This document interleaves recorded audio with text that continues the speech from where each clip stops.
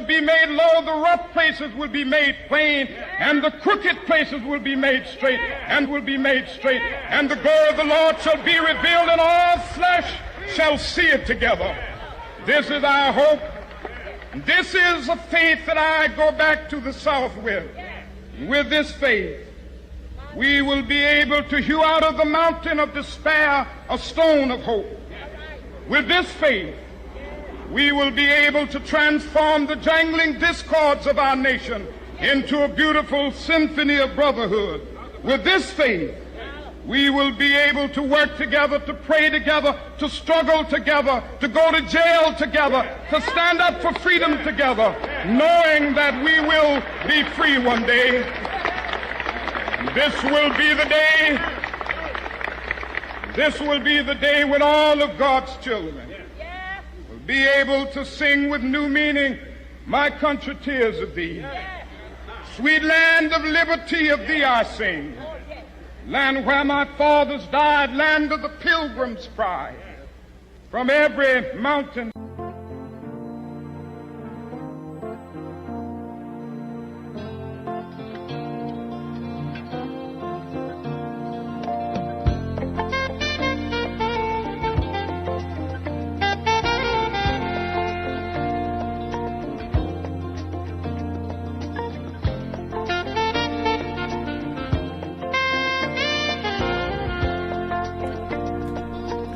A very lovely morning to you and welcome to Crossfire on Udala 104.7 FM this very beautiful, lovely Saturday morning. Today being the 21st day in the month of February in the year 2026.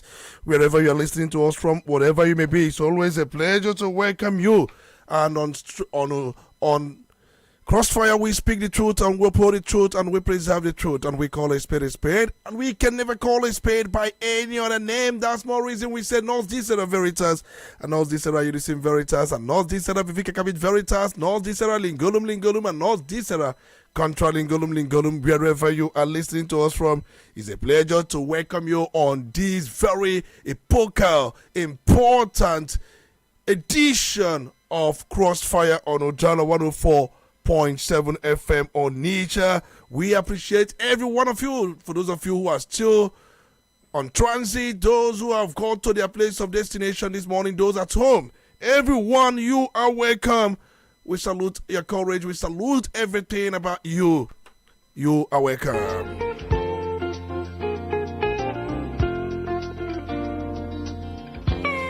It's our 6 minutes down the hour of 9 a.m. here in Nigeria, 6 minutes down the hour of 11 a.m. in Addis Ababa, Ethiopia, and also 6 minutes down the hour of 3 a.m. in Baltimore. Baltimore is in Maryland, United States of America. It's about 7 minutes down the hour of 12 midnight in California. And also the same applies to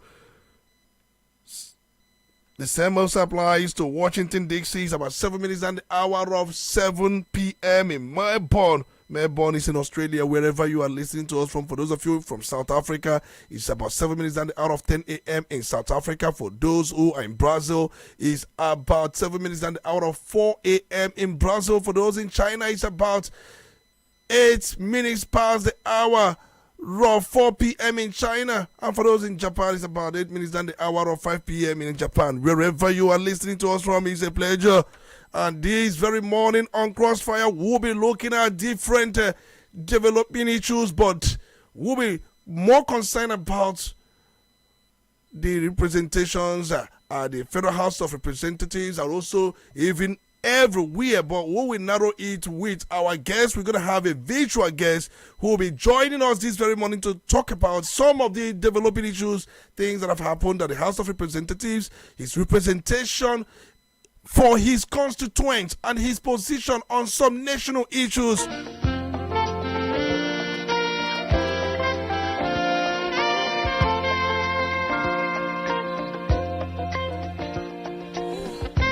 This morning, we'll be joined by the member representing Idemili North, Idemili South Federal Constituency at the Federal House of Representatives, Honorable Uche Anyokonkwo. He'll be joining us virtually. But before then, do not forget, I'm still your Honorable Speaker, Tony Olisa Mbeki.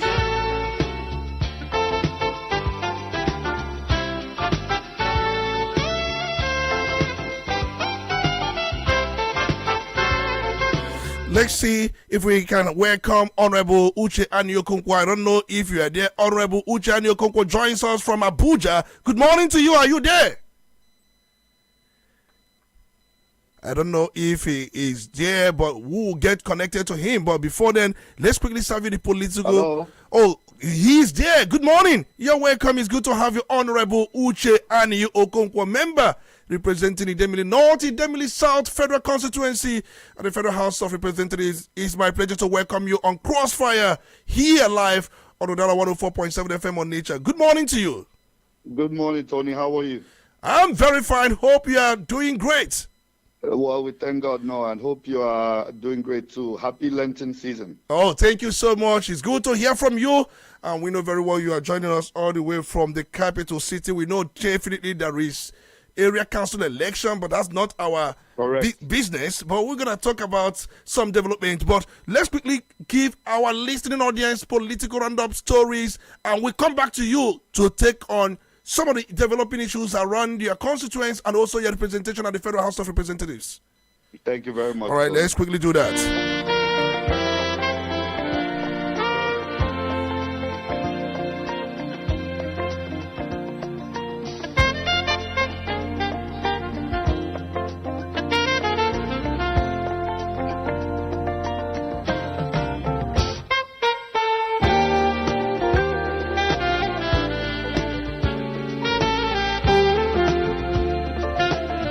We are going to be very brief about these political roundup stories across the country, but let's begin with the very first story. The Department of State Services, DSS, is set to arraign former governor of Kaduna State, Malam Nasir El-Rufai, on February 25 before a federal high court in Abuja over allegations bordering on cybercrime and breach of national security. El-Rufai will be brought before Justice Joyce C. Abdulmalik following the filing of a 3-count charge by the Secret Police on Monday.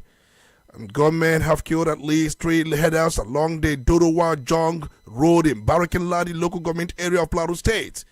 Ibrahim Yusuf Babayo, state chairman of the Miyetti Allah Cattle Breeders Association of Nigeria, Magban, confirmed the incident to journalists, saying it happened on Thursday.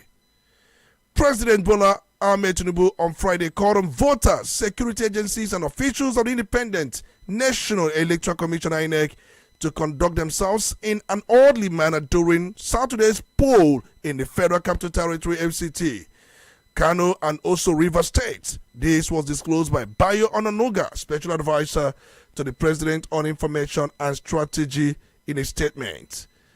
We also have it that Ondo State Governor Lucky Aiyedatiwa has firmly dismissed speculations of an impeachment plot against his deputy, Dr. Olayide Adelami, describing the rumors as false.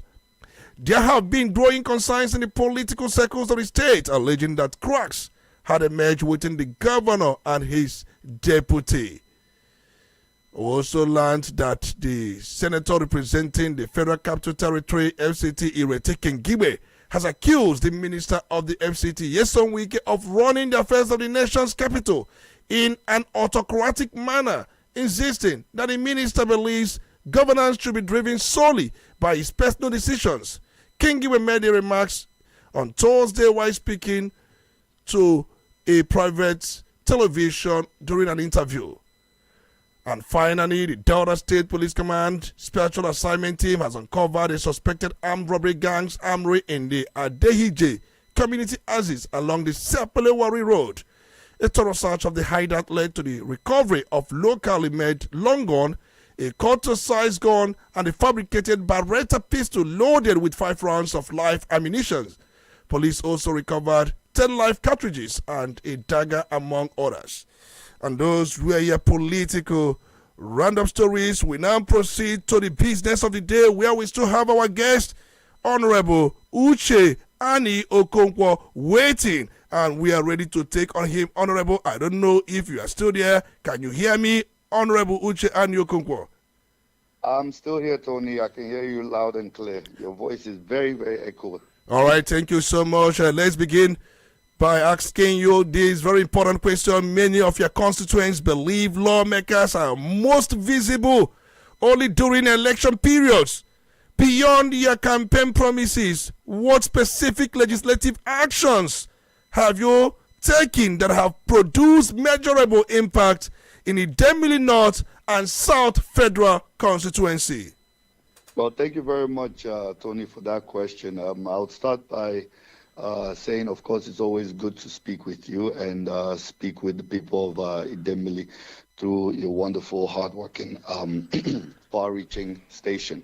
Tony, the truth of the matter is that from the very beginning, we have been extremely active. We have been committed. We have been devoted to our legislative duties. When the people of Idemili decided to vote for me and give me that mandate to represent them in the House of Representatives, I didn't take it for granted, and I continuously thank them for giving a young man like me the opportunity to do such, to show that yes, we young people can actually deliver on, the true word of representation and legislative actions. Now, Tony, you see, from day one, we have been visible. From day one, we have always made sure that we're part of every single of things that are going on within Idemili. I always make sure that my actions are on the social media so people can follow up with every single thing which we're doing. Now you talk about legislative actions, we have to define what exactly legislative actions are. And because the point of a representative are two major things. One, to make laws, to amend the laws, and then also two, to carry out oversights that you are registered with the particular committee in which you are in, okay? I myself being the deputy chairman, for the committee on NAFDAC, we have done that, very, very well. We have done that responsibly and made sure that we keep track on every single thing that the agency is doing. Number one thing which we did,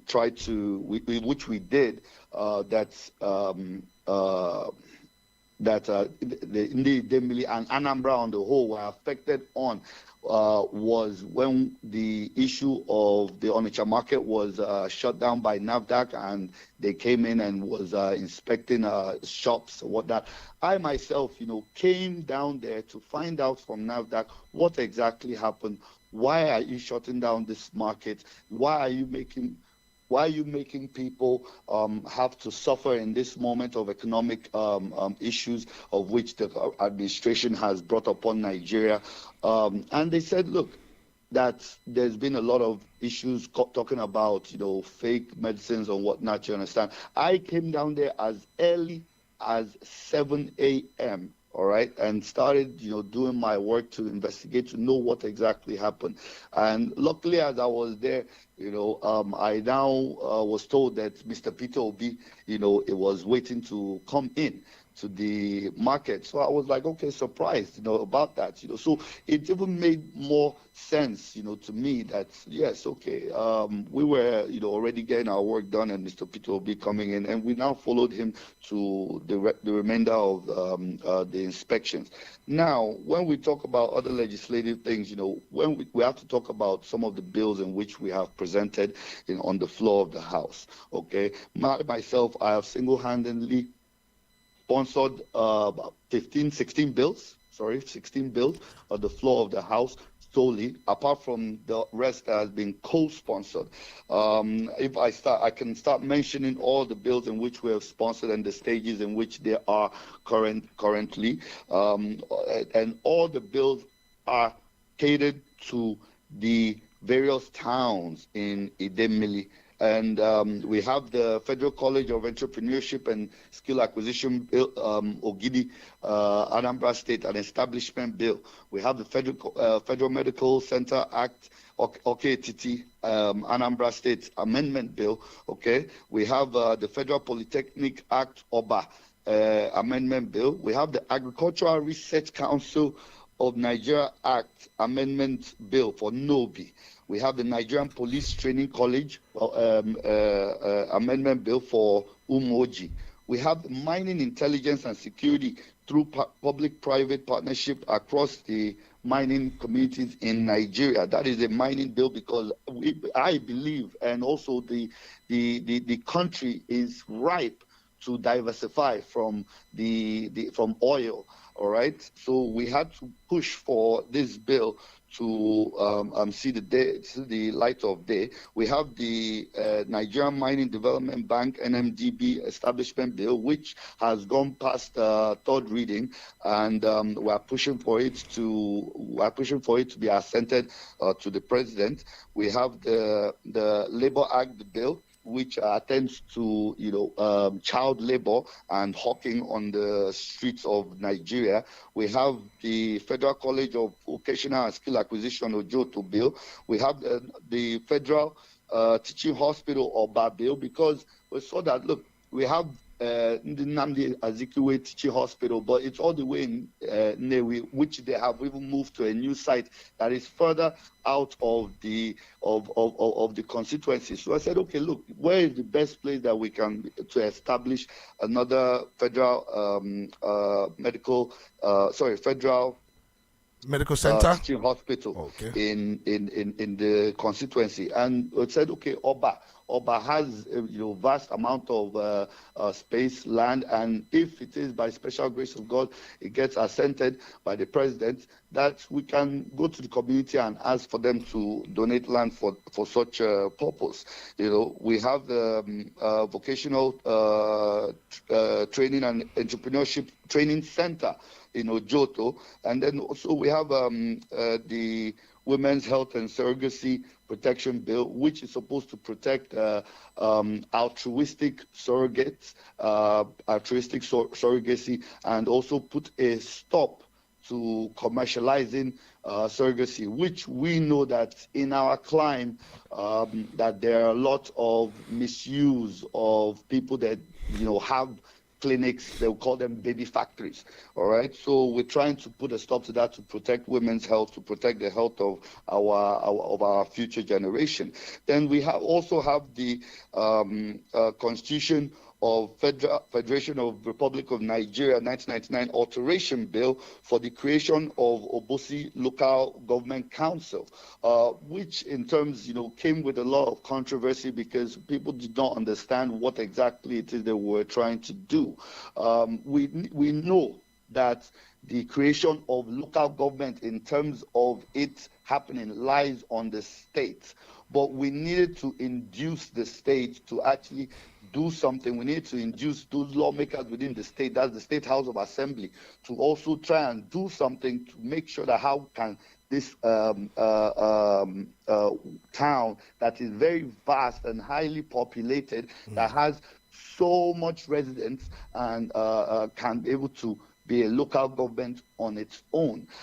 So if it is that the State House of Assembly are not looking at that, from here the National Assembly, I said, no, look, how can we induce them? How can we motivate them, enthuse them to start looking at this? All right, and how can we give awareness to this? And we did our research, and we saw that, okay, yes, there's an avenue in which we can chart this course, and we did that. And as it is, it's gone past first reading, and by the time we resume from our plenaries, as it is right now, it's gonna be taken up for second reading. A lot of the other bills in which I've mentioned are actually have gone past the first reading, and they're going towards the second reading, whereby it will now go for public hearing, and we would call the relevant stakeholders within the communities, within the relevant agencies and ministries to be able to give their input, so we can make sure that they are tightened up and make sure that they are well ready to be assented by the president by the special grace of God. So we do a lot of work in terms of our legislative duties. Of course, though, I've been very active on the committees in which I belong to, when it comes to the budget defenses, when it comes to advocating for our people to say, okay, look, you know what, for example, I'm on the Committee on Interior during the time of the applications for immigration and civil defenses and correctional services. I had a lot of Umu Idemili that sent me their applications, of which we forwarded to the committee. We followed up through it, whatnot. A lot of them acknowledged that they had written their exams, they had written their CBT exams, that they are waiting to be called. I myself, even I would say, I've never even favored any family member to say, okay, look, let them be the ones do. Rather, I look for the people within Idemili, the people that really need it, the youths that are looking for opportunities, for them to tap into these opportunities. And we push, we follow up on it, and we do our best and make sure that, okay, the committees are responsible for these hirings or these employments, because really it's not on the committee, Tony. You understand? Right. It's not the committee that does the hiring. You understand? The committee can only help, you understand, those applicants to say, look, if you've applied, if you come and write the exam, and then hopefully give them a little softer landing. But the applicants also have to do their part. They have to study. They have to know what they're writing. They have to be dedicated with whatever it is that they want to go into. And then that way they can be able to have a favorable or soft landing towards getting such positions. And then again, Tony, it's very, very important to state that, being visible in the legislative side at work is not just about committee work. It's not just about oversight. It's not just about bill and lawmaking. It's also about your motions that you bring forth to the floor. It's about your debates. It's about what you stand for. All right. And we all know that from the beginning. All right, I've always stand for what is right and good governance within the country, because we cannot continue to do the same thing and expect different results. So people like myself, who have had the experience, from being in different places, in different parts of the world, and being with my people, I understand what my people need, I understand what my people want, and we continue to chase that dream and actualization for the people. All right, you have spoken quite well on a lot of things you've been doing, and if I can hear you correctly, you did say that you have sponsored about 16 bills outside the ones you could sponsor with others, and you did try to mention some of these bills, and some of these bills, some of them have to do with establishments, and these establishments are cited in some of the towns in your local government. But there were ones you called an amendment bill, as if those projects were already in existence, but from the look of things, they were never in existence. So why the amendment? Tony. So look, when you talk about an amendment bill, right, there is an act that governs that particular establishment. For example, when you want to establish agricultural research council or school or agricultural research center, all right, there's an act that is already established within the laws of the federation. Okay. And so that act, we amend that act to include the town, all right, whereby you would want to place such a center. Do you understand me? So it is not that it is not that the institute or the center is already there, but you have to amend that act to include the particular town or the particular area whereby you want this center or this institute to be placed. Do you understand what I'm saying? I understand you perfectly. And when I was listening to you, I'm aware that if you look at their constituents, the towns in your constituents, you have the likes of Abacha, Abatete, Ezioweli, Danembo, Obosi, Ogidi, Oroku, Uke, Umoji, even Apuku, Alo, Titi, Nokwa, Oba, Nobi, and you are from Ojoto, and you are from Idemili South Local Government. You did not cite anything for your people right there in Ojoto. You talked about Polytechnic, you talked about Federal Medical Center, you also talked about different vocational centers. Some of these things were cited in some areas. You mentioned Oba. And Yes. it may be Oba, you said why it Okay, was so, Tony, because Tony, it has let me- vast of Tony, land. Tony, let me come in. Let me cut you off, please. All right. Okay. You see, I have received some observations from my wonderful dear constituents regarding this, and I said that we cannot cite items, or we cannot cite things in every single town. Why is that? When you look at proximity, okay, if you are citing something in Oba, the people from Akoko will benefit. The people from Ojoto will benefit, even as far as the people that are even in Orifite, which is not within our local government, can also benefit. Okay. Then when you look at citing something in Umoji, the people in Mpo can benefit. The people within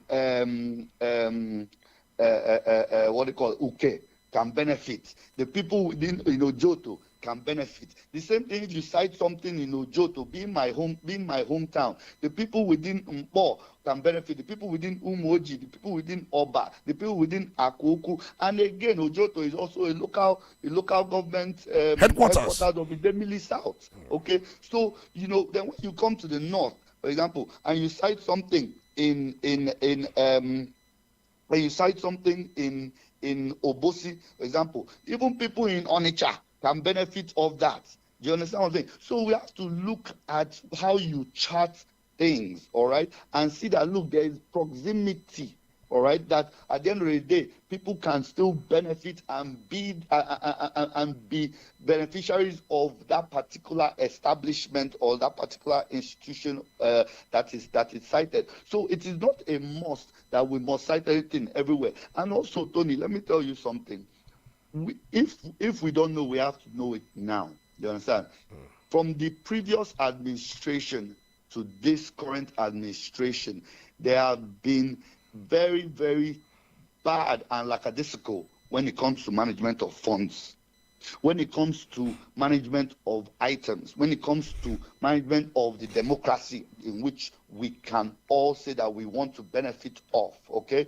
And because of that, there are some things in which you would try to do, and then they will say, if they want to do this, where is the monies for it, or how are they going to start it, or how are they going to end it? You understand? So we also have to do our part as lawmakers to think critically, to think explicitly on what is the best outcomes, or what can be the best benefit or most beneficial for the people on the whole with such low resources that are available due to mismanagement of funds of previous administration. Do you understand? Yeah. So it is very important to note that, because these bills, you understand, by God's grace, that they get assented by the president, you understand, also require steps and processes to make sure that they actually happen, because you don't want to go and you are presenting a bill, because there are so many bills that come on the floor, so many left, right, and center. And at the end of the day, we have to be specific, and we have to be intellectually sound and align ourselves, not just because we want to put a bill for politics, or to shine, or to tell the people, I've done this in your town. All right. And responsibly, if we're doing that, we can now show and help to guide the people on how they can better benefit from these areas that these bills will hopefully be established. All right, I got your point. I'm just also trying to imagine the bill on creation of Obosi local government. We know very well that Obosi is still one ward. I want us to finish something about this, but remember the process involved. If you go by the provision of Section 8, subsection 3 of the 1999 Constitution, one of the first step has to do with the demand must come from the area concerned, and it must be supported by at least two-thirds majority of the representatives of the area in the State House of Assembly and also representatives in local government councils. And definitely the Part B will be a referendum must be conducted, at least two-thirds majority of the people in that area must approve, and approval by the local council. I want to ask you, before you brought this bill, though you said it was at the stage of the first reading, or it has gone beyond first reading, it will be heading straight to the second reading, and after second reading, it will go straight into the committee stage. Did you follow the procedure involved? Was there a formal request? And secondly, that very bill, do you think it was supported by the representatives of the area in the State House of Assembly and representatives in the local government councils? Did you follow this pathway? Okay, thank you, Tony. You see, when we always try to make sure that we're aligned with what the State House of Assembly, whatever states are also doing, and then how they can also align with the Federal House of Representatives or the National Assembly. Okay, from the beginning, even before my election, I have asked to the people of Obosi, I have asked to stakeholders, and there have always been a yearning for having Obosi as a local government on its own.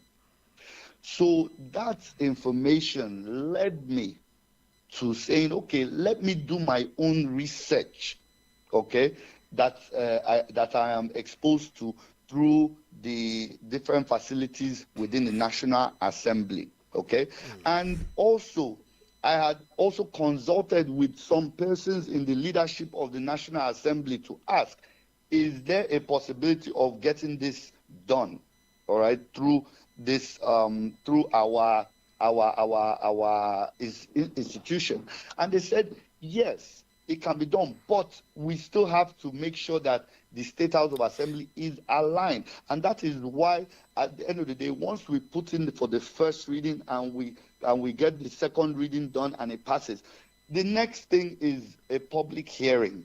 Is at that public hearing that we invite the members of the State House of Assembly, we invite representatives from the local government council, we invite the stakeholders for them to also come in and make their input. And it is at that hearing that they would now inform the public that, yes, this is what we want to do, this is what we would like, and this is how we want to do it, and then everything will take its course.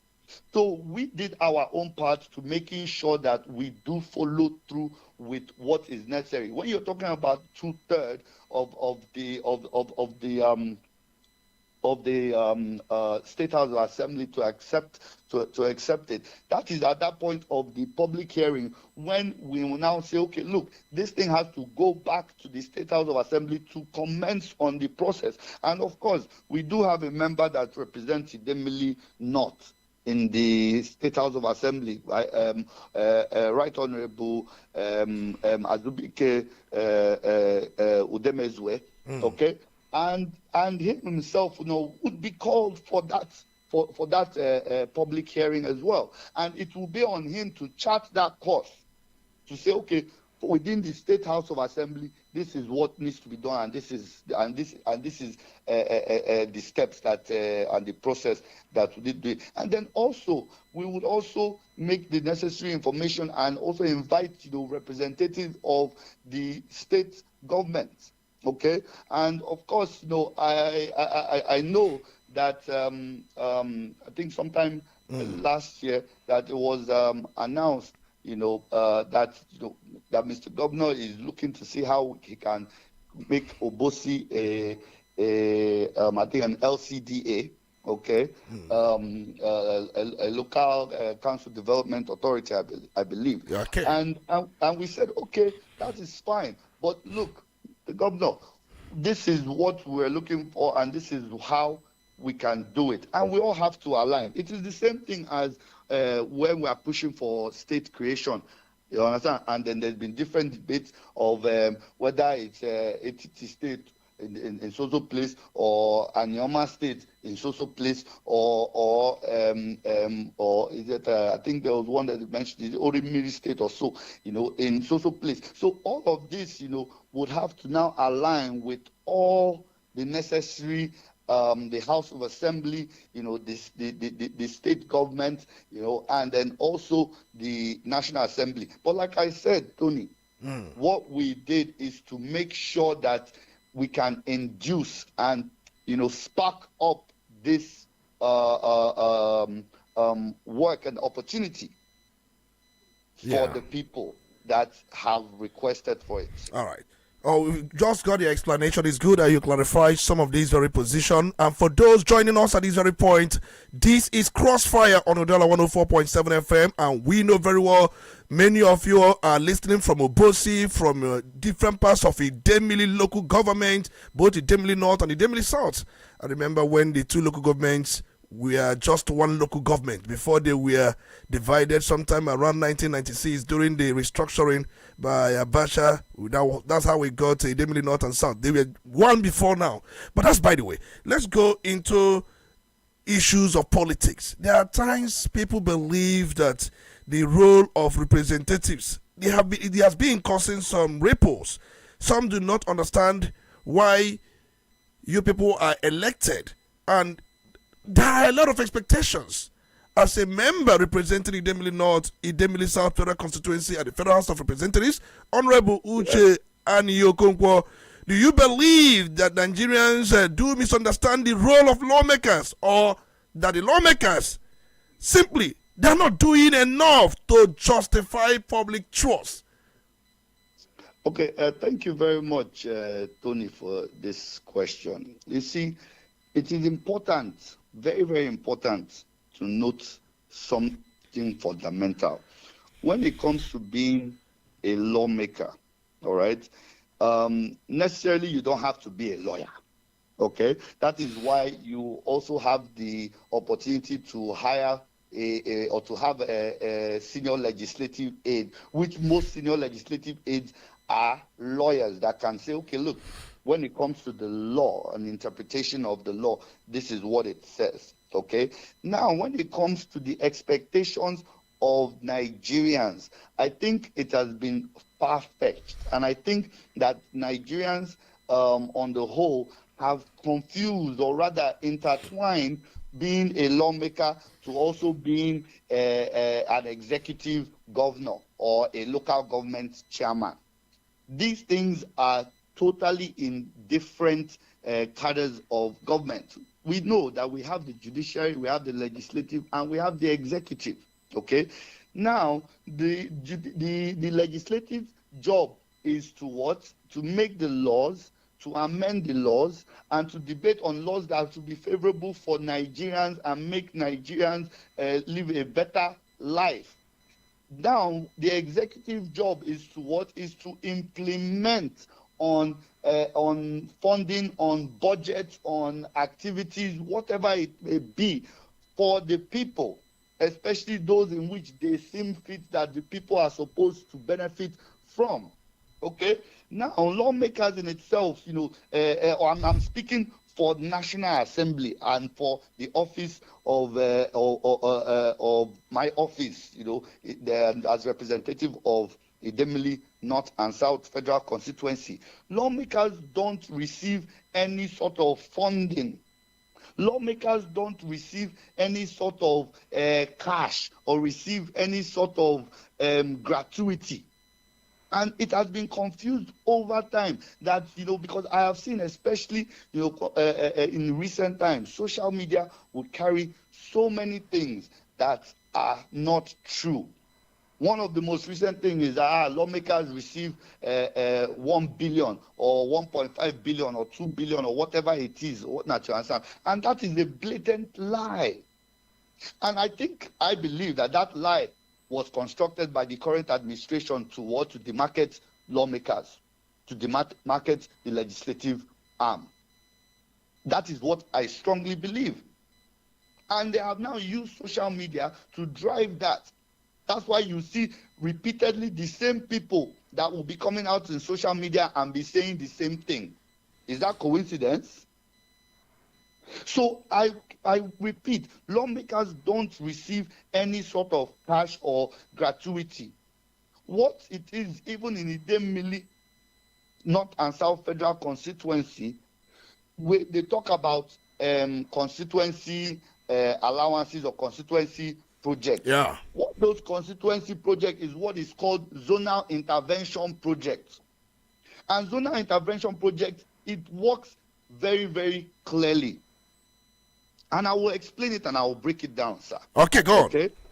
Now, you have the executive, because they understand that, at least some lawmakers need to be able to get one or two things done within their constituency. So the executive decided to map out a certain amount of monies. Okay. Okay. I don't have the figure right here on my right here before me, but I think I can speak within Anambra State. Okay, or rather, let me go back. It goes from geopolitical zones. We have 6 geopolitical zones in Nigeria.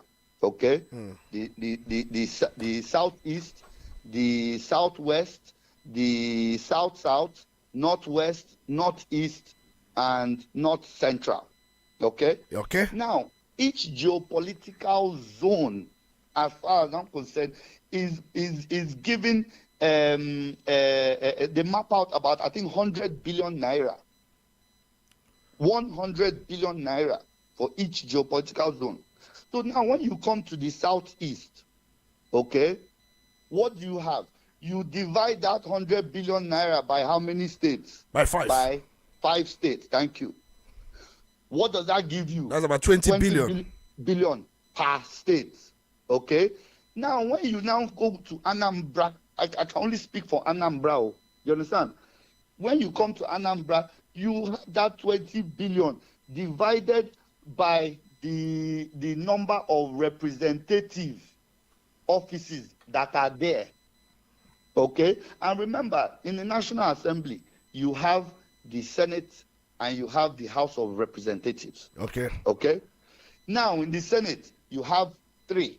That is Anambra Central, Anambra North, Anambra South. In the House of Representatives, we have 11.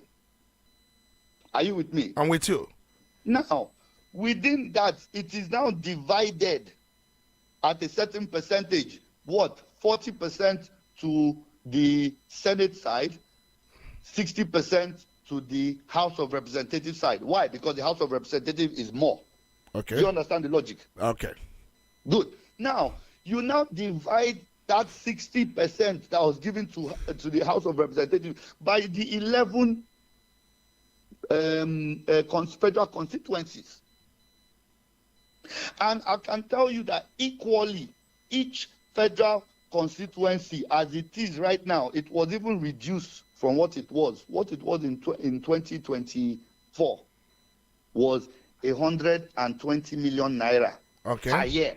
Okay. Per annum or per annum, not per month or not per day. Per annum. Per annum. 120 million naira it was. Now it has been reduced to 109 million naira per annum. So in the Idemili North and South Federal Constituency Zonal Intervention Project, or let's say the constituency project allowance, is 109 million naira a year. Okay. And that does not come in cash. My brother, you write the particular project or whatever it is that you want to do for your people on that piece of paper. Okay. And then that is submitted to the appropriations. Okay. And it is now appropriated and inputted in the budget. Okay. It is a very simple thing. So Nigerians need to step away from this idea of, lawmakers receive billions, lawmakers receive so monies, lawmakers receive so allowances. Then fine, look, Tony, because for me, I believe in transparency and integrity. Okay. Just the same way my father had always done. May his soul continue to rest in peace. Amen. Late Senator Annie Okonkwo. Okay? Now, the lawmakers, or rather the office, not me personally, the office receives an allowance for taking care of the office, for paying salaries, for taking care of constituency office, for whatever it is that you need to do in terms of your travel, because we do a lot of travel, we do a lot of moving around to come back to constituency, to go and attend this, to attend this, to attend these seminars. We do a lot of that, and that is not catered for in whatever bucket or whatever basket. Do you understand what I'm saying? We understand. It is from those allowances that come on a monthly basis that we use to do that. But then we've been told that the amount is so much. Even to the point that those allowances are not enough. Because we understand the plethora of demands that come from constituents. It is not even close to being enough. And sir, I will tell you something. Because again, like I said, I stand for transparency. There is nothing to hide. All right? If you look at money today, you know that we have been hit by inflation. Yeah. Now, what it is that the former members we are getting, and let's just say today in Nigeria, everything is based on dollar. If you want to calculate, if you see a businessman doing his business, he will be calculating based on dollar because he imports every single thing. All right. Do you understand what I'm saying? Yeah. Now, if you look at what was being received previously by previous representatives or members that have gone, okay, the value of that monies as equated to today, my brother, it is not the same. If you look at it in dollar time. But I understand that there are other lawmakers who go to ministries, department, agencies to attract projects, not as constituency project or intervention, but to see how these projects can be cited in their areas to help their people in their own way. I don't know if you're aware of that. Of course, we do that. Of course, I was getting there, sir. Okay. I was getting there. Like I said, I want to break it down because trust me, I've received quite a lot of, and I say, no, it is because you see, that's why as it is, we talk about the need to have history in our learning curriculum. Because if the knowledge of what has been happening or what is happening is not there, then the people will not know. So the people have a right to know. Yes, lawmakers, we have the privilege of access. There is, by the special grace of God, there is no office that we will not go to, or ministry or agency, that they will not say, oh, yes, you're a lawmaker. First of all, they will ask me, because I went to FEMA the other day to see one of our big brothers, the MD, okay, Engineer Abasi. And they asked me at the gate, am I a current lawmaker? Meaning that if I wasn't a current lawmaker, maybe they will tell me I go and wait in the waiting room. Do you understand? So as a lawmaker, you have a privilege to access, okay? Yeah. That privilege to access can give you the opportunity to conversate with whoever is there, whether the MD or whoever is there, okay? It is based on those person or those relationships in which you build. It is not a must that they will say yes, that they will cite a project in your place. It is not a must. Okay. Because you are not the one in control of that place. You can only plead and ask, and so in some cases lobby to say, please, this project, can it be situated in so place, or please, my people need so this, or my people need this construction of road. Do you understand? And then that is why you see on the signage or the signboard, they will now write, this was attracted by so person or Honorable Susu or Senator Susu person. Or even in some cases, I will tell you that some of the constituents that work within those agencies, they even have a better chance of attracting things for their place than members. All right. Yes, go and check it. I will give you, for example, Alo in Idemili South. Alo has benefited so much over the years. Why? Because there are constituents that work within that agency that can say, okay, this one, I want to put it in my own town. I want to help. And there was a time somebody from Alo used to be the MD of FEMA. That is what I'm telling you now. So you see that, okay, that's why I always ask for constituents to try to push to get involved in these ministries and agencies. Get involved. Try and see how you can get in there. Apply or try and see how to you can position yourself. All right, there. that's very good. You even have a better chance of attracting things for your people. Let's talk politics. Let's talk politics because of time. We have to manage time. I want to ask you, would you say but you said we have a lot of time. So yeah, because people were still calling. We will allow them to call in and ask questions. You will still entertain their questions. Okay. Because I have got so many questions to ask you, and after that they will ask you questions, so you can use little time to explain some of these things.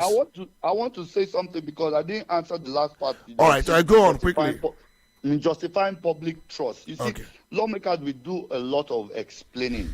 All right, and it is platforms like this whereby we come and speak to the people, speak to the public, that we can be able to say, look, this is how things happen, and this is what happened, and this is the truth.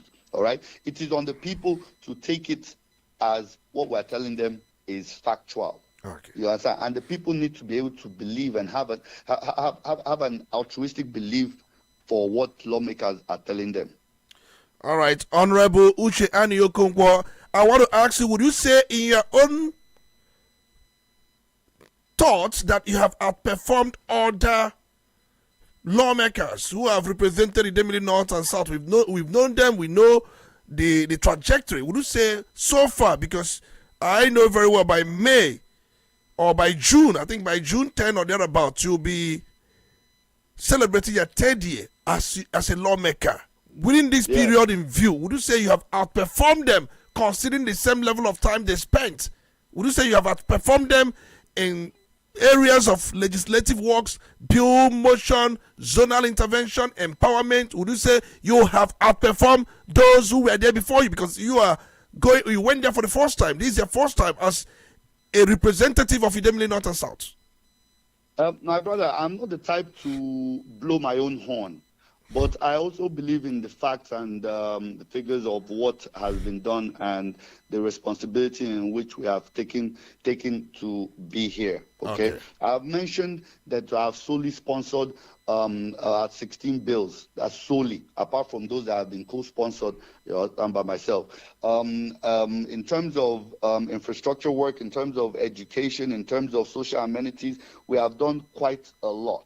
If I start mentioning every single thing here, it can take up on our time. Right. But I would say one thing. Sir, that since I came into the House of Representatives, the visibility of knowing that there is a rep member representing Idemili North and South has never been clearer. People have attested to that. It's the people that can now use their own attestation. I'm not talking people that are biased, or maybe they feel that I'm not in their party, that they want to rant or whatnot. No, I'm talking about the real people that can look and weigh things according to who has done what and what has done and who has done the other. Okay? And of course, you understand, they say that your good work can always be recognized. And it shows you, because initially when I came in 2023, I think 2024, I was awarded as most outstanding lawmaker in Anambra State by Ohaneze Nibo, Anambra State chapter.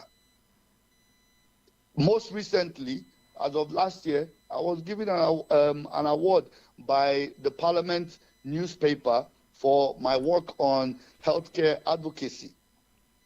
So these are and other numerous awards in which I have received. All right. Numerous mentions in which I have received. All right. So as it is, no, I cannot come and say that, yes, I have done this, because everybody has done their own part. Okay. Based on their strengths. All right. And based on whatever committees in which they head. Have in mind, I'm only a deputy chairman of NAFDAC, a small committee. All right. Okay, we know very well that why you are a deputy chairman is because you went there for the first time. If you had gone there earlier on, by next time you'll be a ranking if your people send you back. Now, let's ask you this question. You defected to ADC. We want to know why you defected to ADC.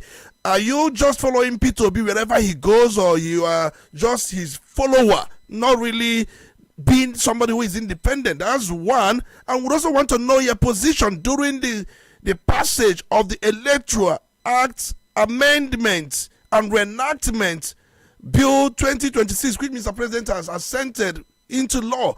The controversial Section 60, subsection 3. What was your position? And we also want to know why you people also allow such passage without the real time being impute in such arrangement. What happened? What actually transpired? Were you among those that staged a walkout? Did you shout, or did you in any way show composure in ensuring electoral reform? Let's get your thoughts in some of these things. Start with that of your defection to ADC. Okay, thank you, Tony. You see, political parties are a platform or a vehicle in order to attain responsibility of power to represent, all right? And political parties, when they have their constitutions, and their constitutions are supposed to shape ideology, okay? And although we know that a lot of politicians don't have ideology, me, I'm a man of ideology, of what I believe in. And anybody that you see that has gone to ADC are those people that share similar ideologies. And that is what I looked at. That is what I had consulted with my people. And I said, okay, look, at this point, we share the same ideology with these people that are there. Because some of the people that are there, they are not going to be in politics forever. Soon enough, they will become elder statesmen. Okay? Now, we share ideologies with them, and also we need their guidance and we need their mentorship, and we believe in the capacity of them making sure that Nigeria can be better, Nigeria can be greater. So because of that shared ideology, that is what motivated my decision to go into the ADC, the African Democratic Congress. What happened to Labour Party? Labour Party put you there, and you rode on the back of Labour Party. Before Labour Party, you were in Abga. So what happened? We know how you moved to Labour Party, how you became a member representing the North and South. All of a sudden, you defected to ADC. What happened to Labour Party? My brother, let me first start with Abga.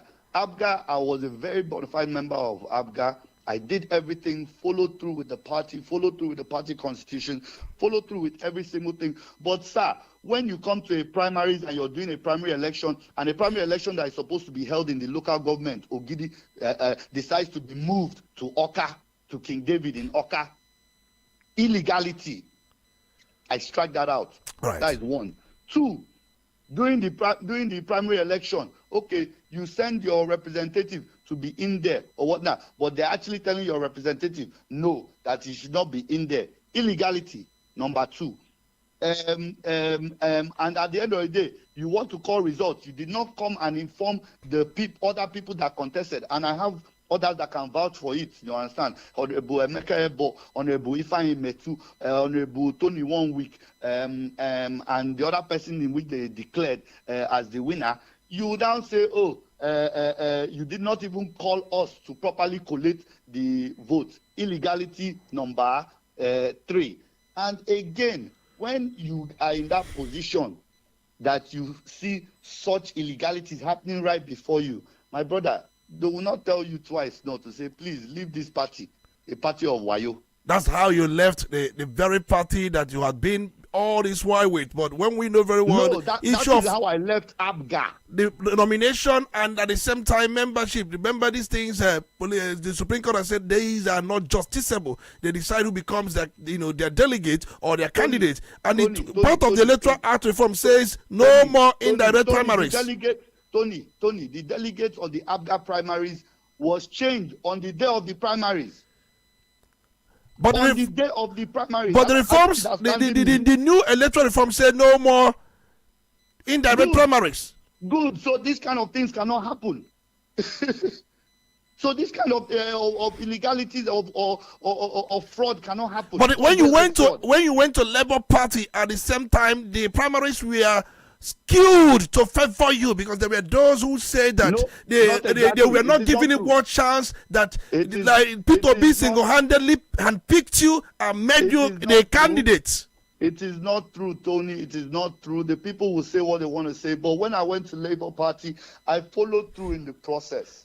I went through the constitution of Labour Party, whatnot, that would nominate the candidate. We did our primaries. It was clear. And at that point, have in mind that there was a very short period in time to have a candidate. And honestly, Tony, I'll be honest with you. Initially, I said because I'm a man of integrity. I'm a man of ideology.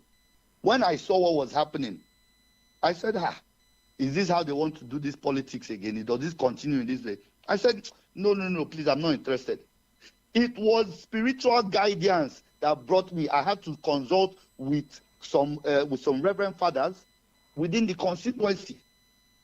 And they said, look, my son, go, don't worry, go. That is when I now decided to go and say, okay, let me seek for this Labour Party ticket. On the day of the primaries, sir, after the primaries of fraud, I still went to go and congratulate the fraudsters.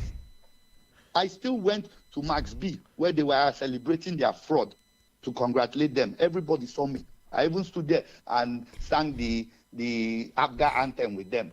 And then I left. Let's talk about how you left Labour Party, because there's no time. Then at the end of the day, I got the opportunity to say, okay, look, come to Labour Party. Labour Party said, look, they will welcome me. And then we went through the process. We went through every single process, the delegates, every single thing. Even membership registration, the people that even vouched that, yes, I can even be nominated as a possible primary candidate. So there was glaring, it was clear. So why did you leave Labour Party? That's where we My are brother, now. everything that has occurred with Labour Party was from external forces. So many people that were in Labour Party had left because of mismanagement of privileges. We all heard that, the former chairman that was there, he mismanaged a lot of privileges that were put before him. So for me, I could not stay there. I could not stay where I was, and I had to say, okay, look, my person in which I share ideology with, which is Mr. Peter Obi, His Excellency, a former governor of Anambra State, that believes in good governance, I said, no, I need to be with where I share similar ideology with people that can help guide, because my ideology continues to grow, because I'm still a young man. I'm not even 40 yet. I'm going to be 40 this year, by the grace of God. So I need that ideology to speak for me and to speak for Nigerians. And that is why we left Labour Party. And you can see, which connects to your question about the Electoral Act. Everybody that supported the passage of that controversial 60 clause 60 subclause 3 were from where? The party that is bringing bad governance. Wait, what do you mean by party that is bringing bad governance? Because people, you are sounding partisan. People will say that's partisan politics. It's not, when you say, partisan. Because those who are in ADC now, many of them are from APC and PDP. You are aware. What has changed? Like I said earlier on, you understand, the party is a vehicle, But you have to look at the individual. You have to look at the person that is there. You have to look at what they believe in. You have to look at their antecedents, their character, that demeanor. That is what we are talking about. We Look were at there. look at people in ADC now. We have Malami, who was the Attorney General for good 8 years. You know the public perception about him. We also have the woman who the National Assembly stood down when she was appointed a national commissioner. But today, we've seen her. We see El-Rufai. These people, they were once in APC, but they have all come into ADC. Does that make them a new person? My brother Tony, that has nothing to do with my own ideology. It has nothing to do with my own personal ideology. You see, those that decide to come into ADC, all right, also have that belief that things that are going in the current administration or in the ruling party are not proper. Or because their principal handed over and things started not to be proper? Or is it because they didn't get the privilege again? I was never in that party, so I cannot speak about. You cannot speak them, but then that does not make APC to be a good party as you claim. No. You see, my brother, again, a party is a vehicle. A party is a platform, and in anywhere that you go, all right, you may have some controversial persons. It's normal. But when you see blatant bad governance and things are being done blatantly wrong before you, my brother, it should not even paint you before you say, look, oh no, this is not right.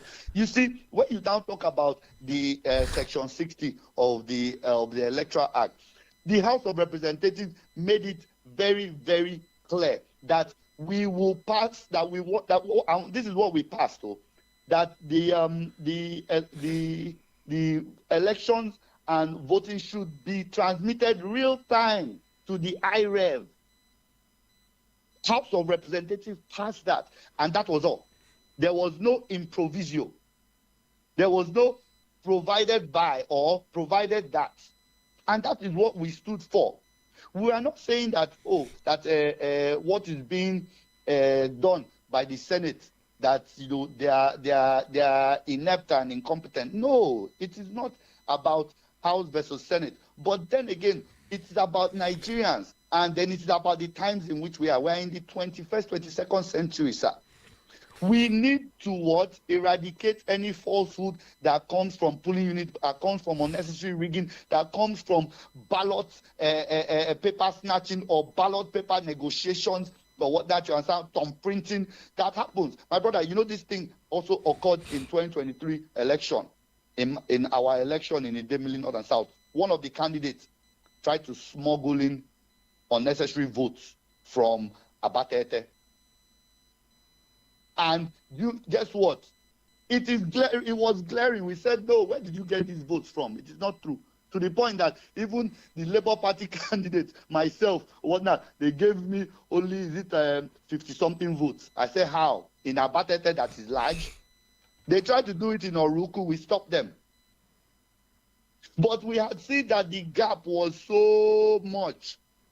26 or almost 27,000 votes, as opposed to the next person, which was 19,000 votes. It was so much, and we defended that in court when they both took me to court for tribunal. So we said that no, this section, we need to pass this thing real time, and it was done in 2023 to an extent until they said, but it was done for the House of Representatives election, it was done for Senate election, but there was a problem with the presidential election. Why?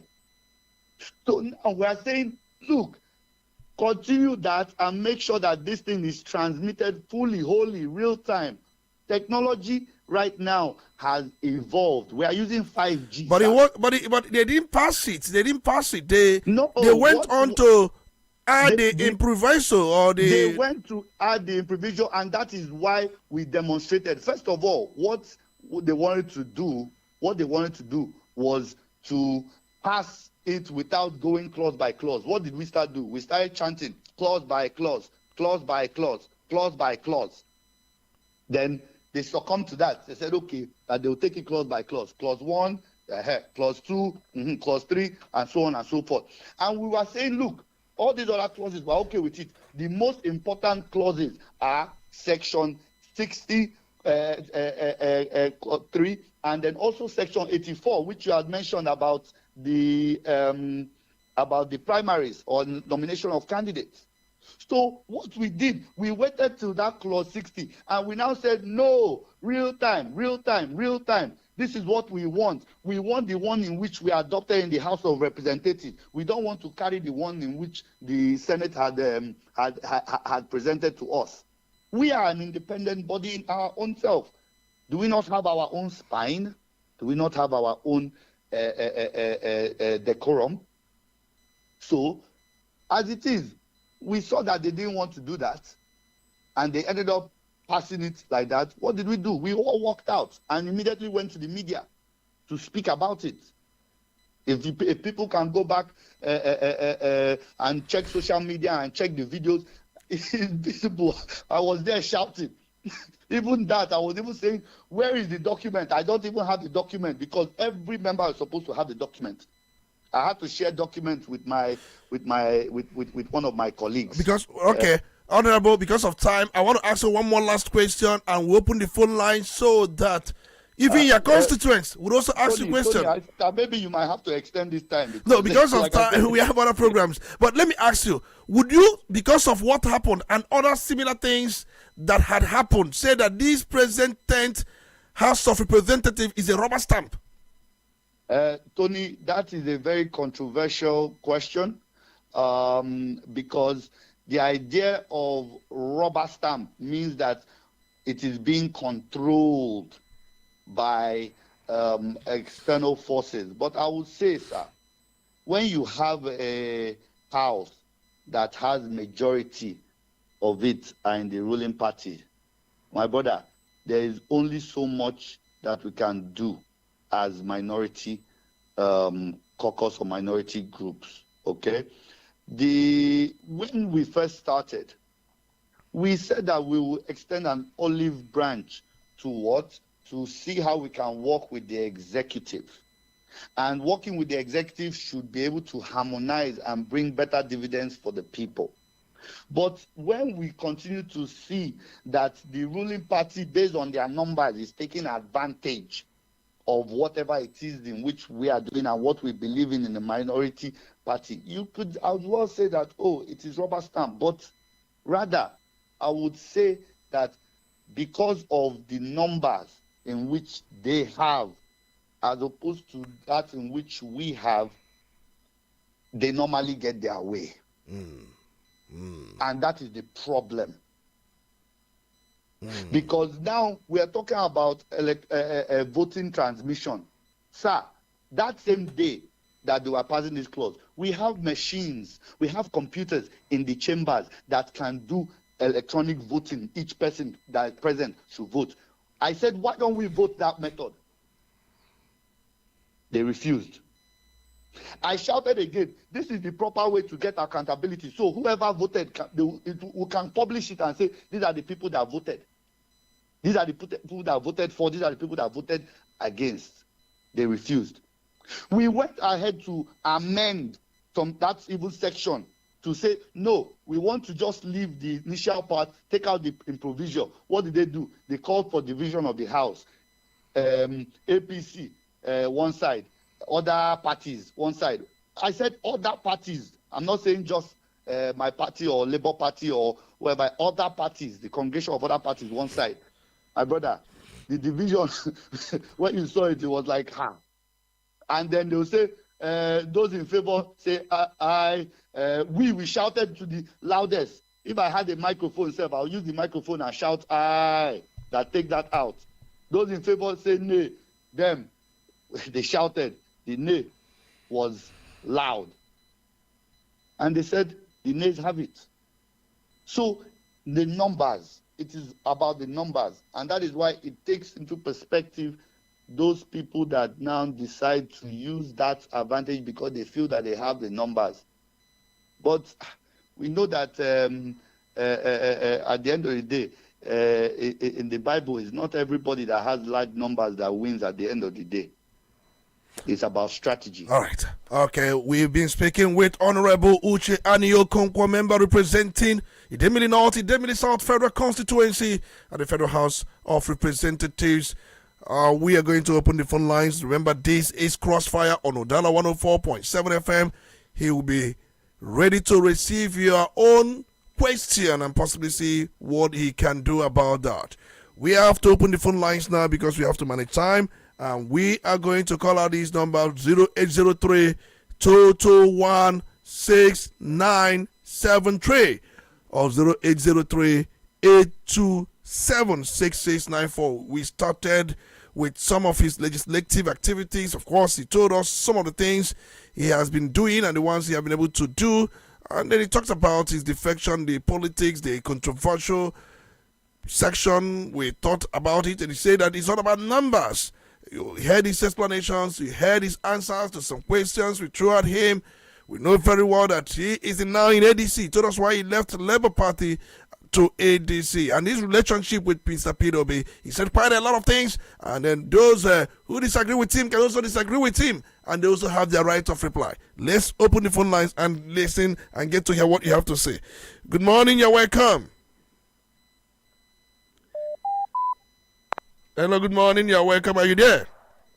Thank you, Mr. Speaker. Good morning. You're welcome. It's good to have you. Thank you very much. This is Honorable Monday Johnson. Of course, I live in Idemili North. Sorry, Tony, I can't really hear, so maybe after this, No, you can tell me. Okay, I will do that, but you can also see if you can hear, but I will explain. Please go on. Okay. Please, I want to commend my brother, Honorable Uche Aniokonkwo is doing well. Good morning, sir. Thank you very much. In Idemili North, Ubosi Urban, where I live, I've cited some of his projects, the solar street light.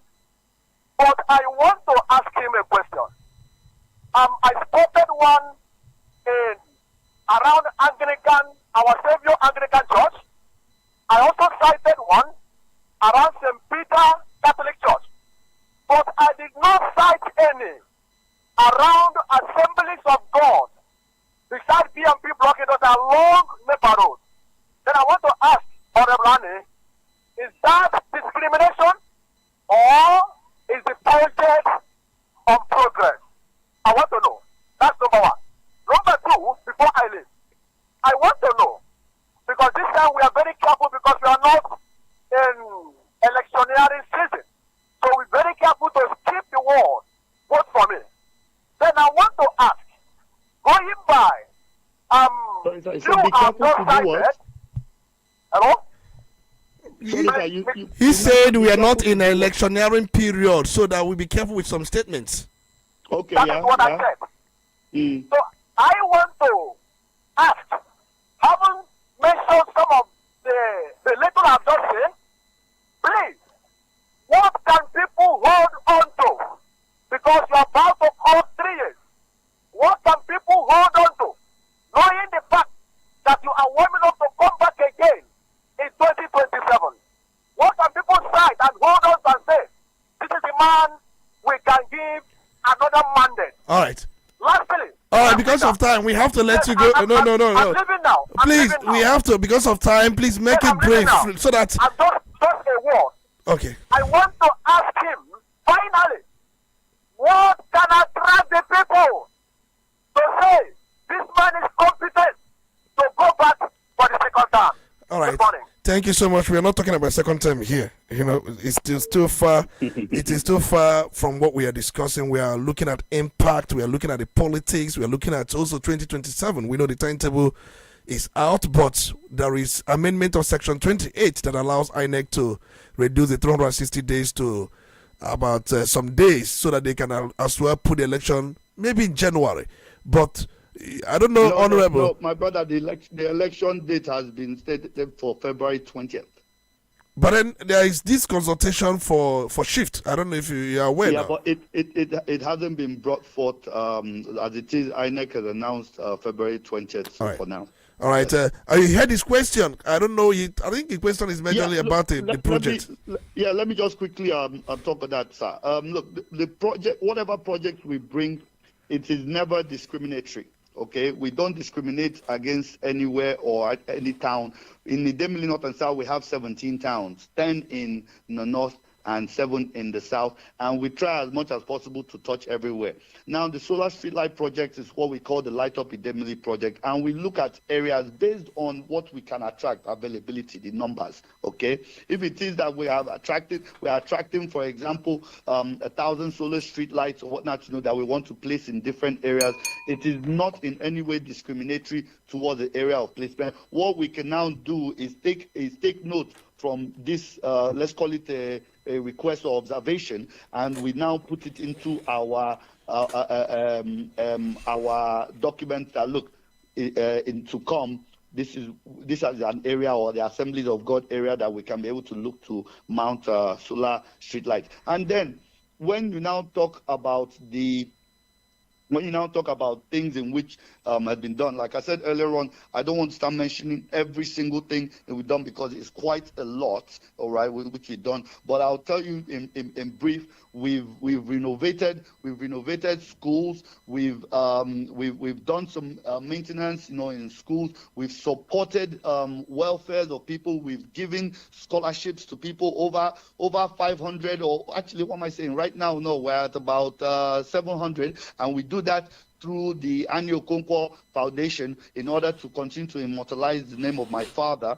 We supported people with educational materials. We've supported people, certain schools with ICT centers. We're still waiting for other ICT centers to be deployed as soon as the budget starts to work, because again, the budget has not been funded since 2024, and we're in 2026. We have put solar lights in every market in the Idemili North and South. Why? To extend economic hours and time in which they can be able to trade, because of course a market is also the heartbeat of trade within certain communities. We have put solar boreholes in certain areas. There are other areas in which we have awarded, and again we are waiting for the budget to be functional in order for that to be achieved by the agency in which it has been nominated to carry out such project. We have also done some certain awards to put some boreholes in other areas of health centers.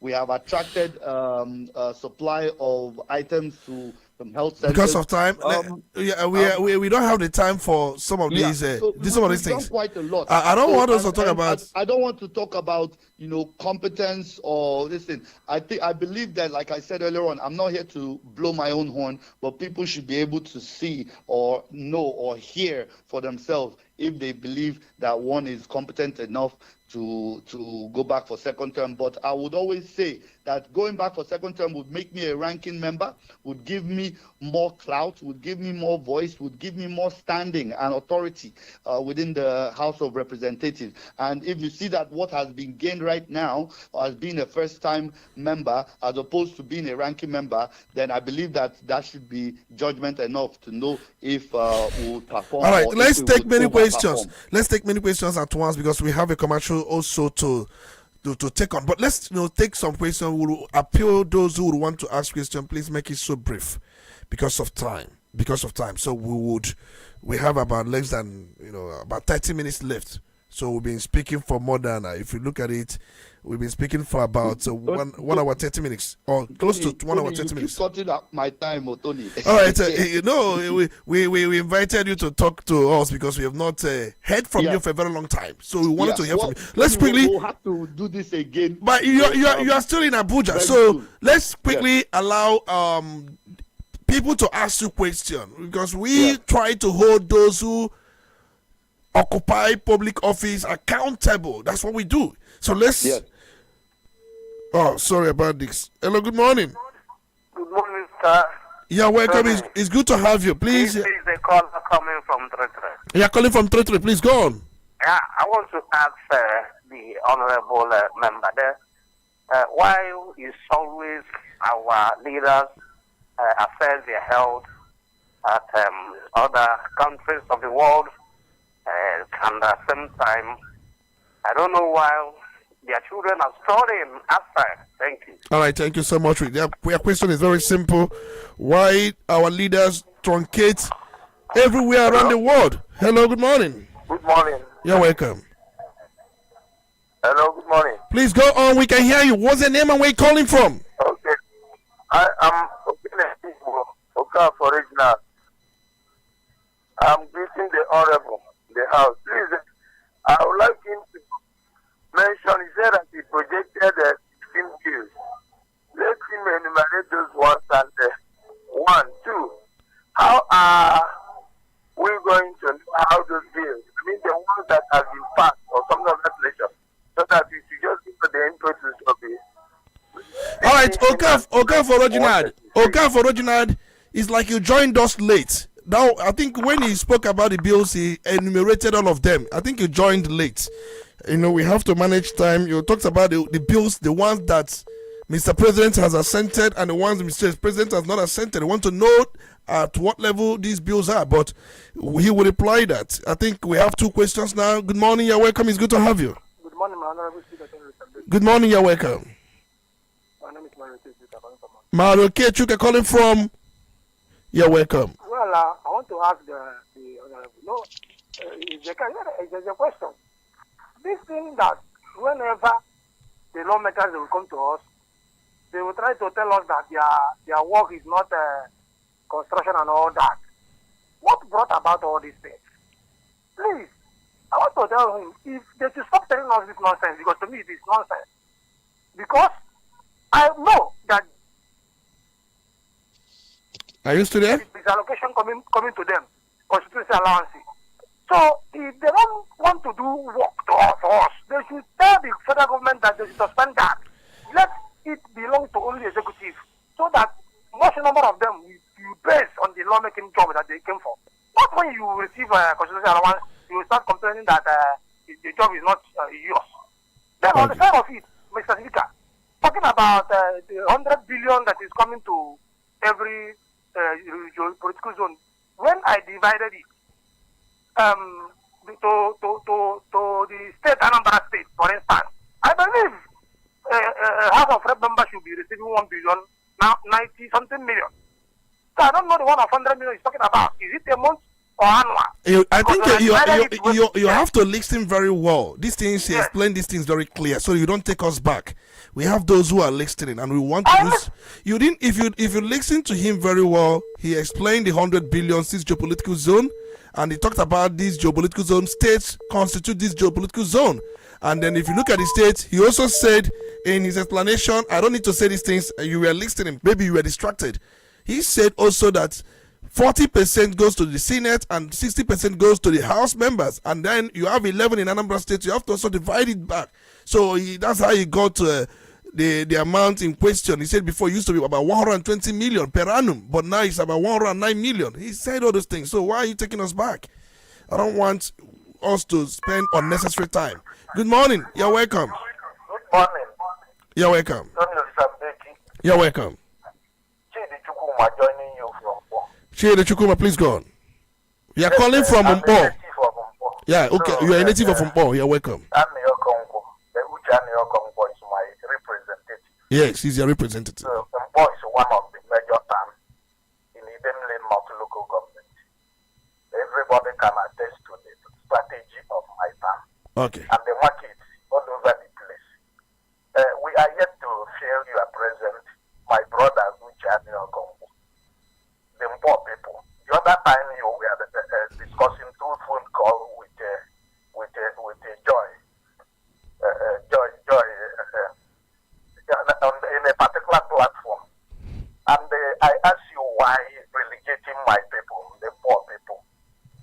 You told me that this question or the answer that you gave to Dr. Tony Osambeki, that anything that is cited close to my area, that we too can enjoy it. And I say why? Looking at the strategy of my town, why not to come to Mbok? You see our voting strength and the population here, that Mbok is densely populated, and also time I know that we will receive only 10,000 votes from all, that Obosi gave you up to 20,000 votes and so on and so forth. Is that because of that my place will be relegated? I'm happy that you are here representing me, because one of the reasons why I enjoy your representation is peace, first and foremost, because if we remember the tussle between the former representative, the Obinna Chidoka, and the Ifeanyi Bezim, which have turned to a dangerous dimension, and that is why I campaigned for you, and I voted for you to stop that problem. And they have achieved a whole lot of, because here we are enjoying peace since you are this thing. But let me tell you that you are very far away from us. The first question Tony asked you is that people are feeling that you people are far away from us. And I want to repeat it that you only during the election that will become closer. Now you are speaking through the phone call. The other time it was phone call. What about the town hall meeting? And also, even if you come to the studio using it as a town hall, we welcome that, but we like to feel the presence of our representative. You people are, even if you see the victor, tell him too that is, we are missing him too. All right. Thank you so much for that. Thank you so much. At a particular platform, thank you. Some people, the way they reacted to him, I didn't like it. All right. Thank you so much. Thank you so much. Thank you so much. Let's allow others to come in. And after his response, we take a little break and we come back. Can I respond to Please, the question? go on and respond to the questions. Go on and do that. So immediately after that. Let me start with my father, Chidi Chukuma from Mukport. Thank you very much, sir, for your question. I'd like to explicitly state that we have not in any way ignored Mpo. Actually, rather, Mpo was even one of the first places in which we started working. What we started doing initially when I came in 2023, the 2023-2024, we were able to attract solar street lights in Mpo, whereby we put around the roundabout at Mpo. Then also we have built a classroom block in Mpo, United Primary School in Mpo. It's about a 6-classroom block which commission donated a sporting facility for them as well. A lot of Mpo indigents have benefited from our scholarship programs. Also, they have benefited from grants, and then also the small empowerment that was done in 2024. All right, we actually had some poor indigents that also benefited. As well, we have in the current drive to make sure that all the marketplaces, are lit up. We make sure that Mpo is not left out as well. So we have done some things for Mpo, and we continue to hope that we can be able to do more for Mpo based on what we can be able to attract from the agencies, from the ministries here and there. But I want to explicitly state that, because in the past, what has happened is that people have only focused on places that they get density of votes and ignored other areas. I have not operated in that manner. I have operated in fairness that everywhere should be able to receive something. You can say, or you can argue that because of the large population of votes that come from Mpo or even Obosi or even Ogidi, for example, that they should be able to receive more. Yes, you understand, I agree. But again, this is something in which we are working on, as we move forward. And by the special grace of God, if the people decide to elect us to come back to represent again, we can now also do more and further those dividends of democracy that can bring to the people of Mpo and then other. I think there was a statement he made. He said that you are far from the people. No, that is not true. That's what he said. He said you are far from the people, that they only hear about you. That is not true. And Tony, I was going to get to that. You see, one thing that people mistake as it is that when you are here working in Abuja, everybody expects you to also be in the constituency. It is either you choose one. You either have you had a town hall meeting? He said that even if you come here on this platform as a town hall meeting, Of course, we've done a town hall meeting. We did it in 2024. We are preparing to do another one before the end of this year. But we want to even do it as a symposium.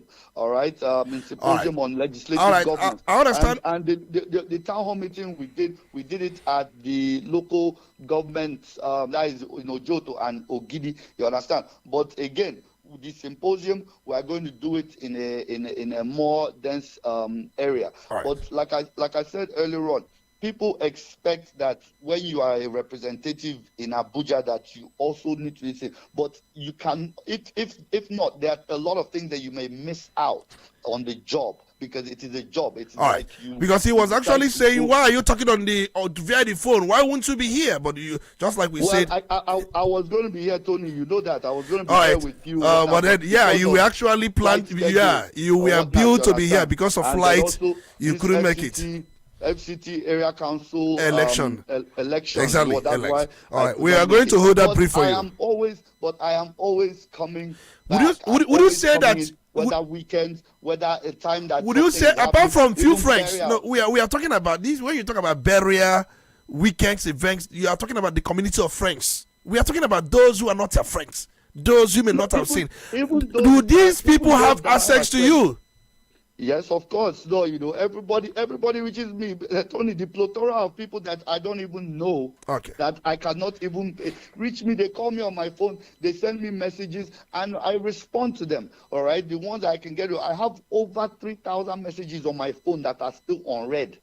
3,000 messages on my WhatsApp alone that are still unread. But I try to take my time to go through whatever messages that I can go through in order to be able to attend to whatever needs. But again, Tony, like I said, this goes back to what was said earlier on by the caller that spoke about lawmakers doing construction and whatnot. People come with a lot of requests that really are far-fetched, and then we only try to do what we can do. Again, we are legislators. We are not the executive. We do not receive monies. We do not get monies appropriated to us. Okay? Everything is done by filling out a form, and it goes to the agency, which is the executive that now executes whatever it is that we do. So when people are talking about, they don't do construction, I'm sorry, I am not a contractor. And I am not a legislator that came in to say I want to be looking for contracts. Because that is what most of those people that are contractors, they do. They come in here just to be looking for contracts or to be close to where they can get contracts. Is that the job? Is that the job that I'm sent here to do? To be looking for contracts up and down? No, it is not, sir. All right. Somebody would imagine, about students being outside, or the children of students. Well, I can't speak for everybody, but I know my own family are over here in Nigeria, and I've been here in Nigeria since 2012. Okay. You've been in Nigeria since 2012. Let's quickly take this break. When we come back, we entertain more questions, and one would want to know why you will leave your father's business empire and decide to be a lawmaker. Because we know very well your father has businesses scattered, even in Lagos, Abuja, but you decide to leave those things because your father is no more. The burden is on you, but I don't know. One would say, why don't you go and face your father's business as against representing Idemili North and South? When we come back, we are going to treat that and take some questions, and we'll wrap up. Let's quickly take a moment. When we come back, we continue with the conversation.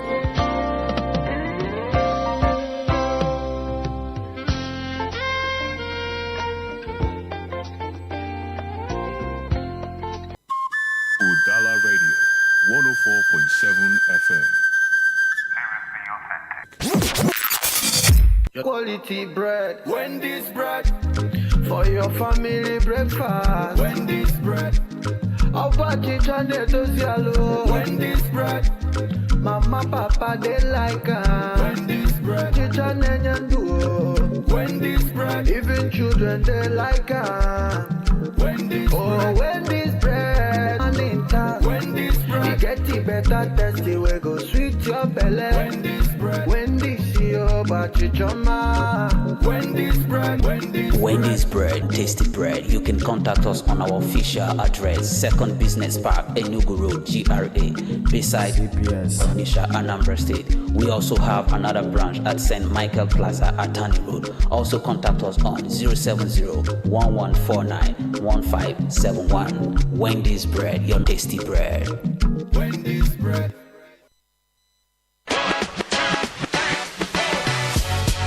Attention job seekers in Oba and environs. Trends Lounge, Saloon and Gym is hiring. We are urgently recruiting waitresses, hairstylists, barbers, bartenders, supervisors, cleaners, spa and massage therapists. Interested applicants should submit their CVs at Trends Lounge, number 5, Zahil Street, New World Estate, opposite Sinachi Hotel, Oba, Anambra State. Or call 081-0763-1901. Accommodation is available. Trends Lounge Oba, where style, comfort, and opportunity meet. Signed, Management.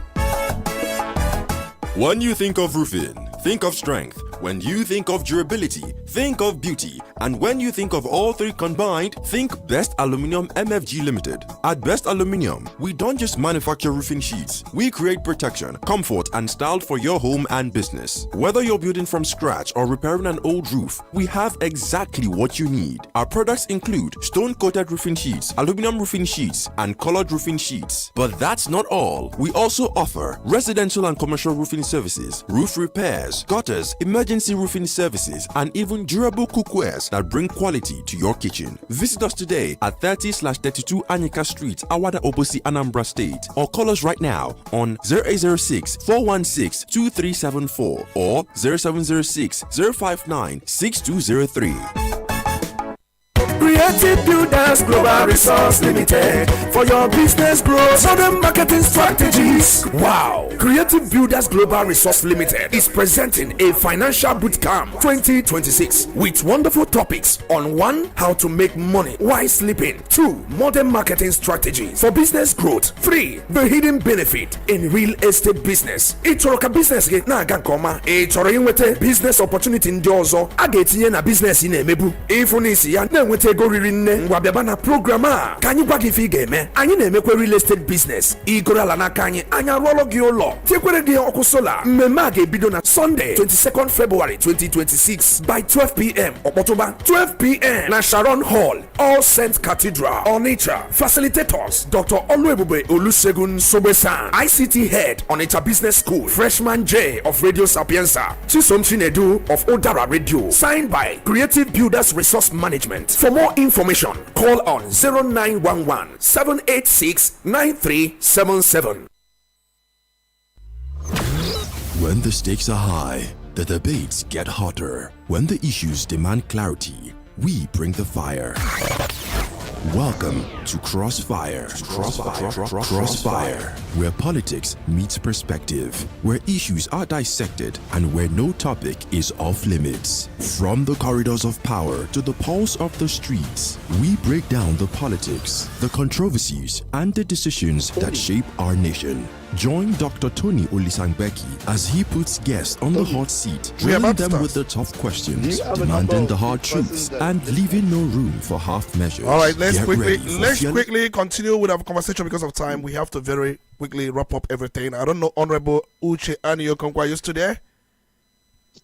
Yes, I'm still here. Thank you. All right, let's quickly wrap up. I asked you one question: why you wouldn't choose to go and take care of your father's business, but let's see if we can just take one or two questions, and then there are those who have asked questions on our social media handle, and we are going to read that question.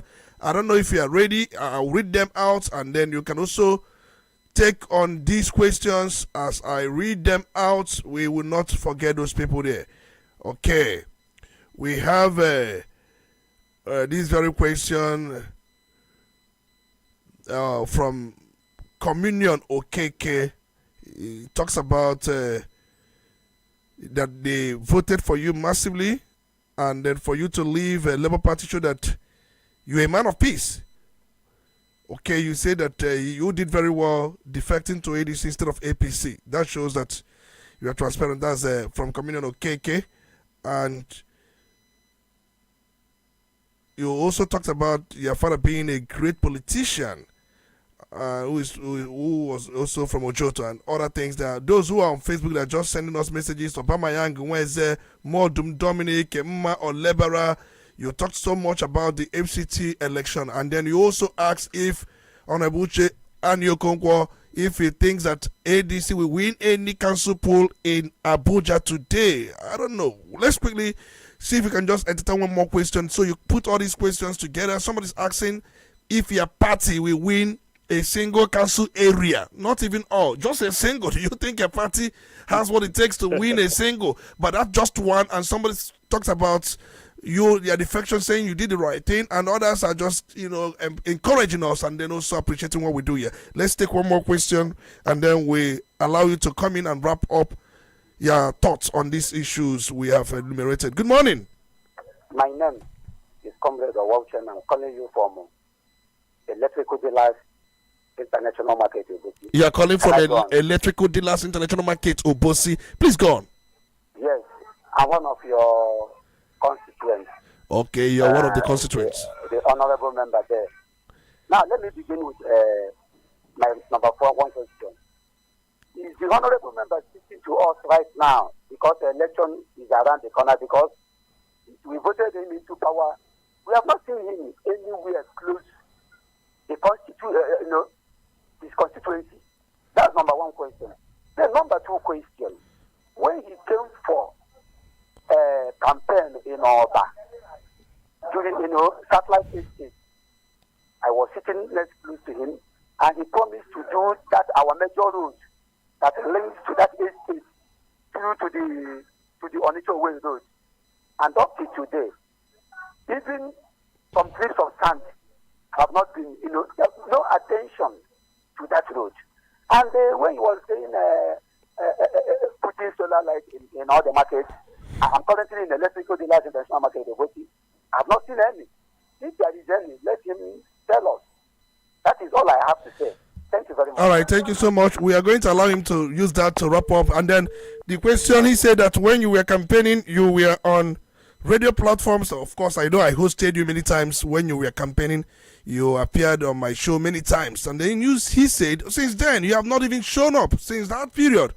That you may be doing this because of the 2027 election. That's his own claim. You are there to defend yourself. And then a particular road you talked about you are going to face during your campaign, you said that nothing seems to have been done in as far as that road is concerned. And other questions we have asked you. Honorable Chandio Kunkwa, is today? I am here. All right, take time and then explain and answer these questions. Okay, thank you, sir, for your question.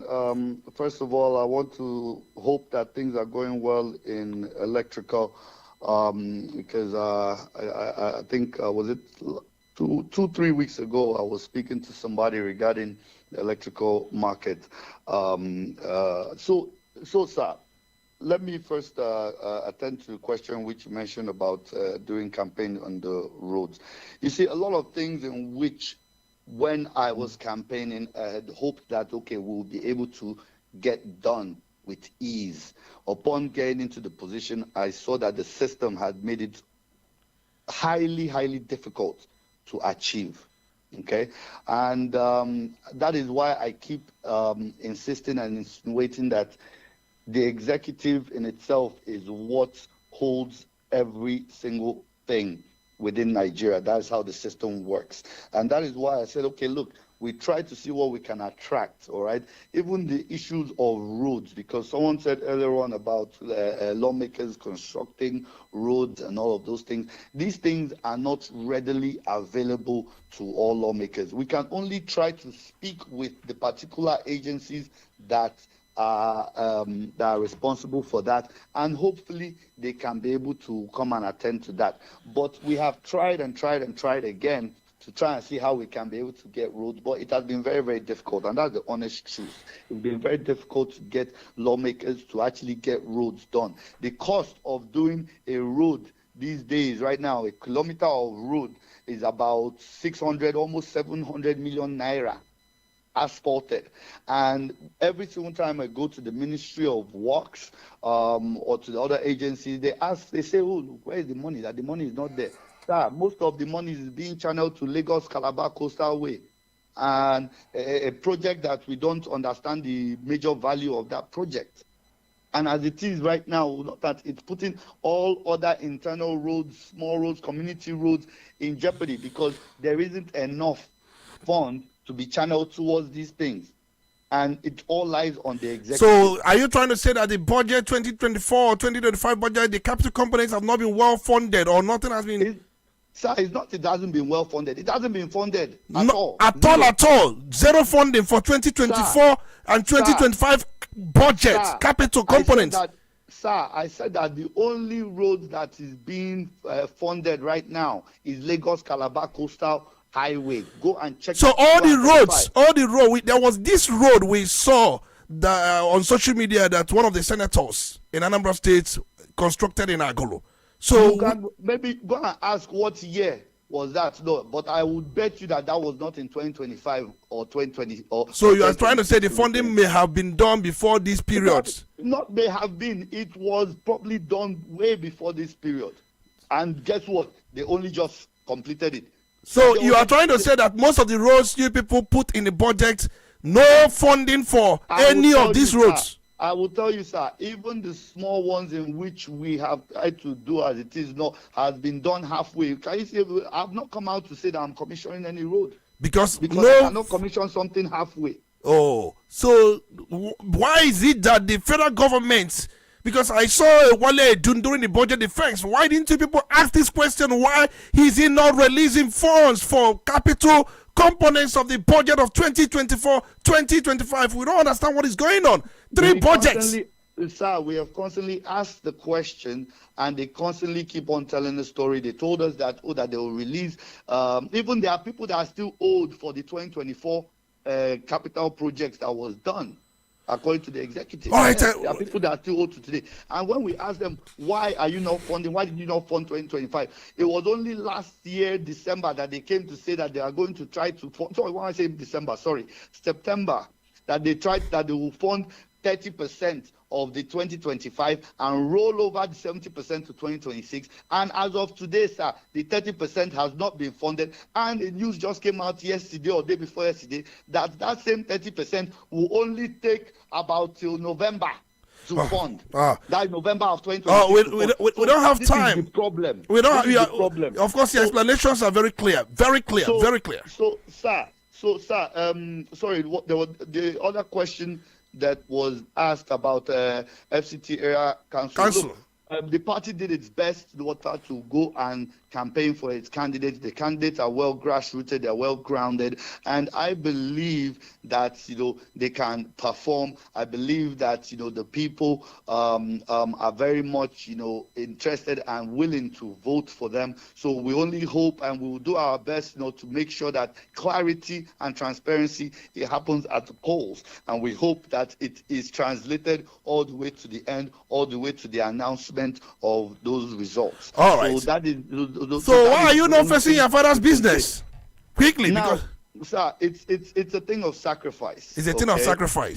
Like I said earlier on, that my zeal to represent people is about ideology. It's about coming to your program and telling people, look at what is happening, and this is the truth of what is happening.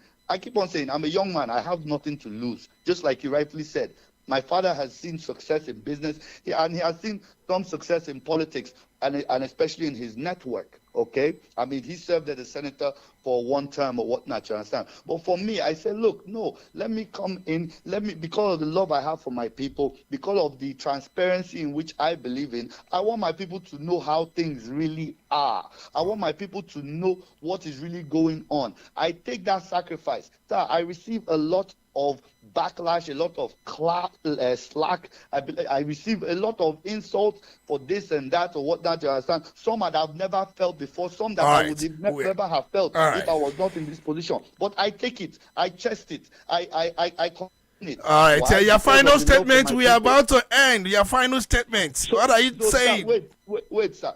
So because of that, I decided to come myself and bring myself out there. And because I'm bringing myself out there, I'm trying to show the people and also the other youths out there that someone else can do it. I can do it. If I can do it, someone else can do it. I will not be in this position forever.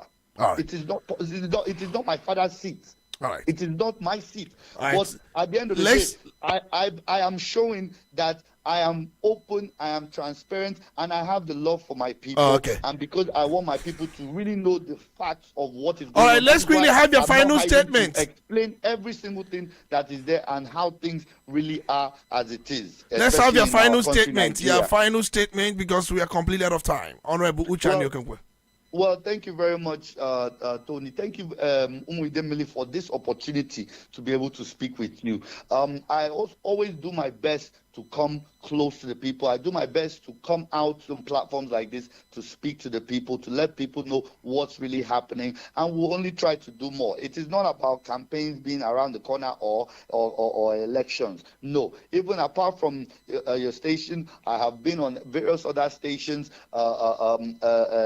in Alpha Radio when it was moving on ABS. I've been on there. I always, give information, to the people on ground. I work with the PGs, even if the PGs are not rightfully with my party, or they are already partisan, but they are PGs. I work with all the PGs of Idemili North and South to get them informed. All right, thank you so much. Thank you so much. Thank you so much. Thank you so much. What I ask is that the people should continue to pray for us, to pray for Nigeria, to continue to assist us in any information that they have, and anywhere that we have not looked at, please be open to come and bring it forward, and we will be sure to look at it. Thank you so much. We continue to love you, and we continue to appreciate you. Thank you so much. Thank you so much, Honorable Uche Aniokenkwe, for your time. Member representing Idemili North, Idemili South Federal Constituency. Thank you so much for joining us all the way from Abuja. Thank you so much. Thank you, sir. God bless you. Thank you so much, our listeners, those who joined us on Facebook, everywhere you communicated to us or even receive us from. We appreciate all of you. We have to do this again next week. My name is Tony Olisambeki, the Honorable Speaker. Do have a wonderful weekend.